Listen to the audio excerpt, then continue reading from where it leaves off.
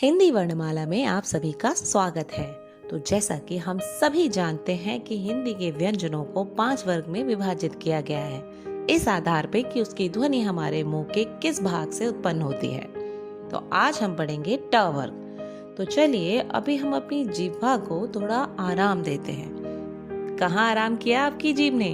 आपके अपर जॉ में। आपके अपर जॉ का जो सबसे आगे वाला थोड़ा सा खुरदरा हिस्सा है उसे कहते हैं मूर्धा, और वहीं से उत्पन्न होता है ट वर्ग के अक्षरों की ध्वनि। तो बोलिए मेरे साथ, ट, ठ, ड, ढ, ड़। और हर वर्ग की तरह इसमें भी 5 अक्षर हैं। 1, 2, 3, 4, 5। तो चलिए कहिए, ट से टमाटर, ठ से ठठेरा, ड से डफली, ढ से ढक्कन, ण खाली। अब कभी कभी हम कंफ्यूज हो जाते हैं कि ये कौन सा अक्षर है। जब इस तरह से राइट साइड पे बिंदी है तो वो है अंग, अंग। जब कोई बिंदी नहीं है तो वह है ड, और जब बिंदी नीचे आती है तो उसकी ध्वनि है र, र। चलिए समझते हैं। अंग जो है वो अनुनासिक है, जो क वर्ग का 5वां अक्षर है। इसे बोलने के लिए नाक और मुंह दोनों की आवश्यकता है।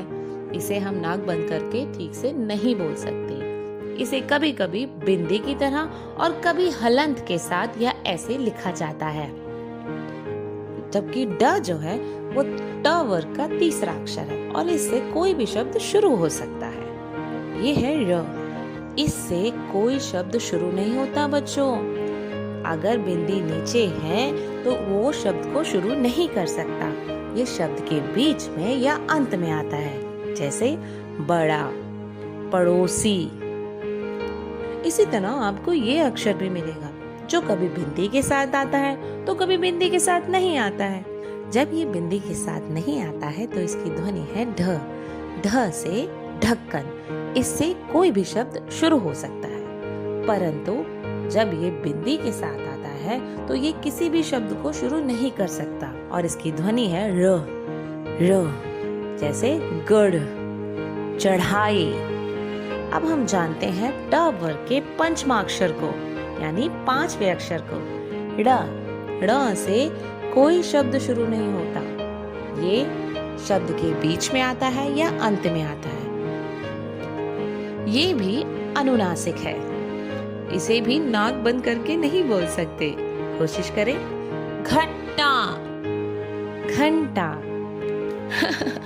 इसे हम इस प्रकार से लिखते हैं, कभी बिंदी के साथ, कभी इस प्रकार आधा और कभी शब्द के अंत में।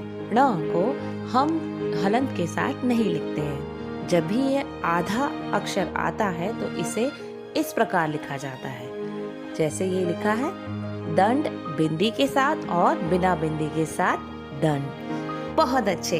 तो बने रहिए मेरे साथ हिंदी को मजेदार तरीके से सीखने के लिए। मिलते हैं अगले वर्ग के साथ।